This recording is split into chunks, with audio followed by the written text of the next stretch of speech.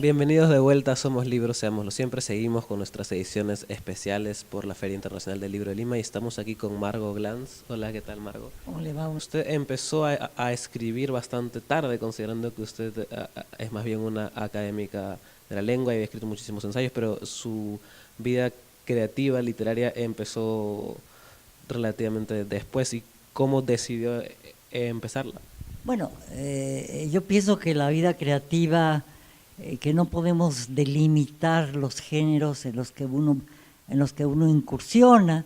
Yo desde hace muchos años escribía ensayo, entonces siento que eso era muy importante en mi vida creativa.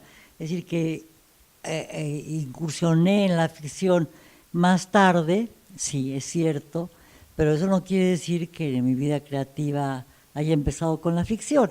Creo que si uno trabaja el ensayo con creatividad, es tan creativo como la ficción. Para mí me parece que son vasos comunicantes. Además, no me limito a trabajar un género en específico, sino que hay un entrecruzamiento de géneros en todo lo que yo hago, tanto en mis ensayos como en mis textos de ficción. Así que en ese sentido pienso que pues después de todo siempre se más o menos a tiempo. Y eso que usted habla de la mezcla de géneros, eso es algo que se está viendo muchísimo hoy en día. Ya no hay esas divisiones, esas limitaciones. ¿A qué cree que se debe eso? Mire, yo creo que hace mucho tiempo que eso era una cosa vigente y que ha habido muchos autores que han cultivado ese tipo de relación con la escritura.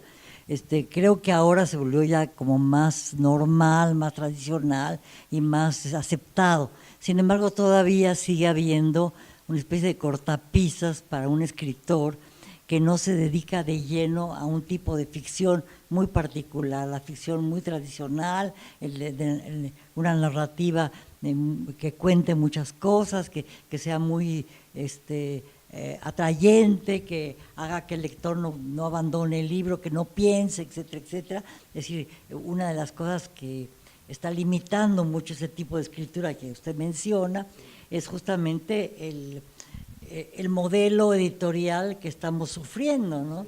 Es decir, que las transnacionales exigen que los escritores se atengan a un tipo de escritura porque es la que vende, ¿no? Entonces una escritura transgenérica, ahora que está de moda lo transgenérico en todos los niveles, es una escritura más difícil de apreciar, más difícil de vender y por tanto más limitante, ¿no? Para el escritor y para los editores, que el escritor necesita tener quien lo publique, ¿no? Entonces ahí en ese sentido, a pesar de que se vuelve mucho más normal esta transgeneralidad, ¿no? Se puede decir así, hay también muchas limitaciones justamente por el mercado que se ha vuelto global en un sentido muy nefasto y muy limitante.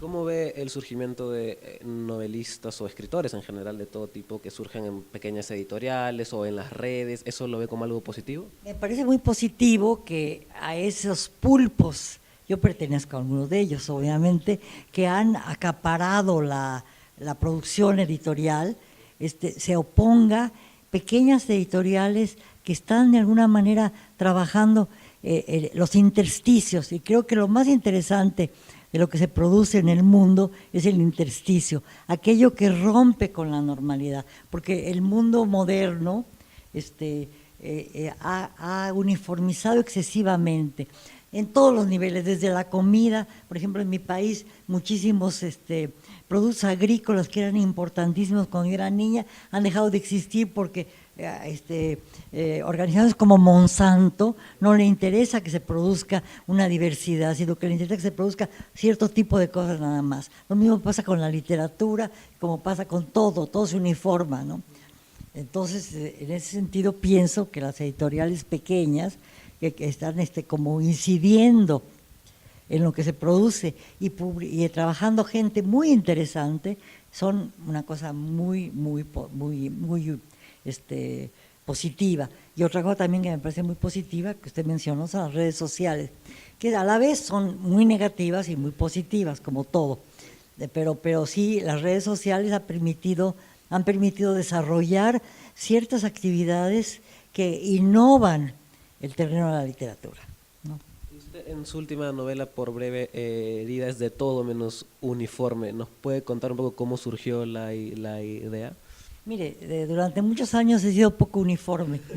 Entonces, bueno, de Por breve herida es un libro que me tardé mucho tiempo en escribir, que era una experiencia que era como capital para organizar la escritura, que podía ser banal y es anecdótica, que es una relación que tuve durante muchísimos años, más de 20, con el dentista, y lo sigo teniendo, todos tenemos problemas con el dentista. Pero la relación que tuve en esa experiencia continua con el mismo dentista, que es perfecto, pero muy muy elaborado y todo lo trabaja con mucho cuidado, me ha permitido reflexionar sobre uno de los elementos que siempre me ha gustado trabajar, que es el problema de la relación del cuerpo con el erotismo y con la enfermedad. Y entonces, en el caso de este último libro, pues sobre todo con la enfermedad.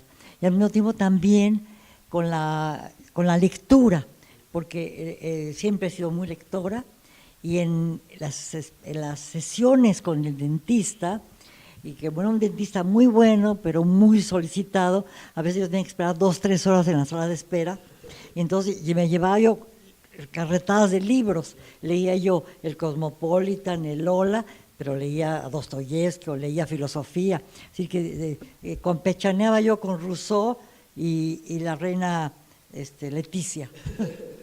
Entonces, en ese sentido, pues fue una experiencia muy interesante. Quise hacer una especie de historia de la dentadura y la importancia que la dentadura ha tenido con la literatura, con mi propia experiencia vital, pero con la literatura. Por eso trabajo a Edgar Allan Poe, que tiene uno de los cuentos más extraordinarios que hay sobre dientes, que se llama Berenice, o con Thomas Mann, que le interesan mucho los dientes, o con Martin Amis, que le interesan mucho los dientes, o con De Quincey, que empezó a ser opiómano porque le dolía una muela, en fin, todo ese tipo de cosas. Entonces, como historia de la literatura, pero enfocada en una obsesión, y al mismo tiempo una cosa muy autobiográfica y una cosa muy relacionada con el problema de la espera y de la lectura. Es interesante que hable de los dientes y el cuerpo, porque toda su literatura creo que está relacionada a lo que usted decía, el tema del cuerpo y el erotismo y la enfermedad. Y usted, que ha sido académica por mucho tiempo, hay este mito a veces justificado de escritores que están un poco alejados del cuerpo, que un poco no se meten en eso, que son personas como Borges, por ejemplo.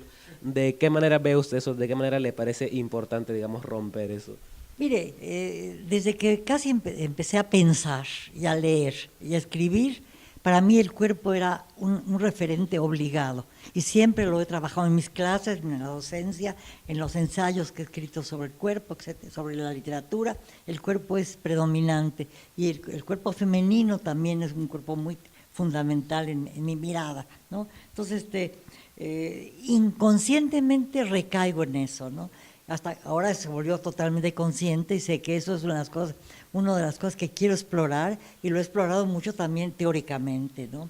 Tengo varios libros, por ejemplo, he trabajado muchísimo a Sor Juana Inés de la Cruz y a las monjas de su entorno, para las cuales, aunque querían prescindir del cuerpo, el cuerpo era lo más importante, porque para poder ser conocidas fuera del contexto del convento y salir al siglo, digamos, abandonar ese espacio clausurado, necesitaban flagelar su cuerpo, porque tenían que pasar, acababan siendo santas mientras más martirizaban su cuerpo. Es decir, que querían acabar con el cuerpo,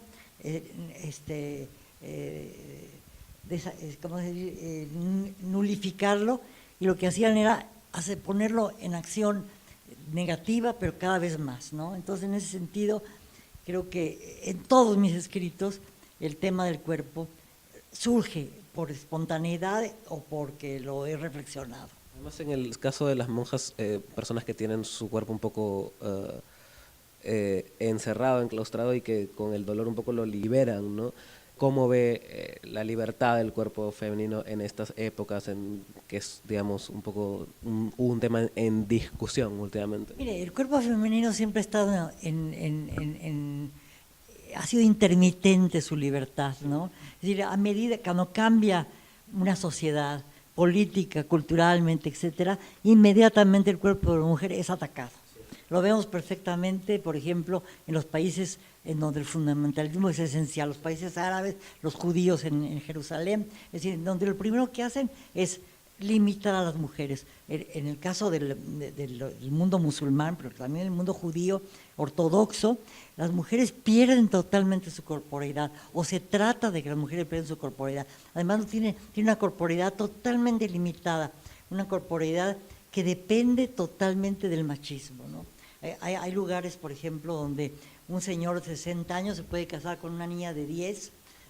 Hubo un caso trágico de un tipo que se casó en un país árabe, se casó con una niña de 8 años y la mató porque tuvo relaciones sexuales con ella antes de que la niña estuviera desarrollada y la acabó. Y eso pasa con muchísimas personas. Ahora lo vemos constantemente como recientemente hay esas quejas de las esclavas sexuales del ISIS, por ejemplo, ¿no? O las violaciones masivas en países como Etiopía o como Nigeria o como Sudán, etcétera, ¿no? Que una de las primeras cosas más negativas es la violación masiva de las mujeres, o la cosa de Boko Haram en África, ¿no? Nigeria.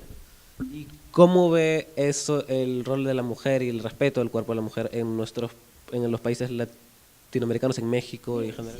Si todavía la mujer no tiene derecho a su propia sexualidad, porque la limitan y no hay leyes a favor del aborto, siempre hay causales por las que puede haber aborto.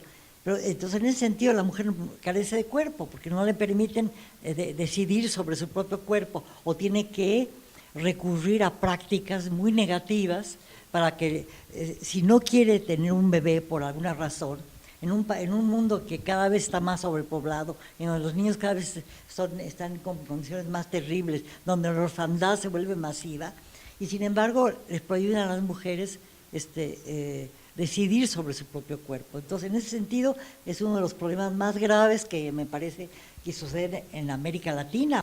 ¿Qué autores peruanos ha conocido usted en su experiencia que le han gustado? Me fascinan los autores peruanos, Vallejo, me interesa Julio Ramón Ribeiro, Arguedas, Mario Velatín, bueno, Blanca Varela me parece una escritora de primera clase, maravillosa, extraordinaria. Bueno, Eielson, que no vivió mucho tiempo aquí en París, pero en Perú, pero que es maravillosa. Digo, hay muchísimos escritores. Bryce, el primer Bryce me interesaba mucho, me interesaba también mucho el primer Vargas Llosa. En fin, que creo que la literatura peruana es de una riqueza infinita que no corresponde a la falta de librerías y de bibliotecas públicas. Entonces me parece muy interesante que haya un país que produzca tanta gente importante, bueno, Mariátegui me interesaba muchísimo, etcétera, que produzca escritores de tal calidad. Bueno, Vallejo es verdaderamente, innovó totalmente el lenguaje, es importantísimo, y sin embargo hay pocas librerías. Hay pocas, las bibliotecas son parece que precarias, etcétera. Entonces es gravísimo. En general me parece que el Estado ha tomado muy poco interés en la cultura, se ve perfectamente en la falta de infraestructura en lo prehispánico, ¿no? Como los principales museos, generalmente el Arco, todos ellos son museos privados, ¿no? Muchísimas gracias por la entrevista. Recuerden, somos libros. Seámoslo siempre. Muchísimas gracias, Margot.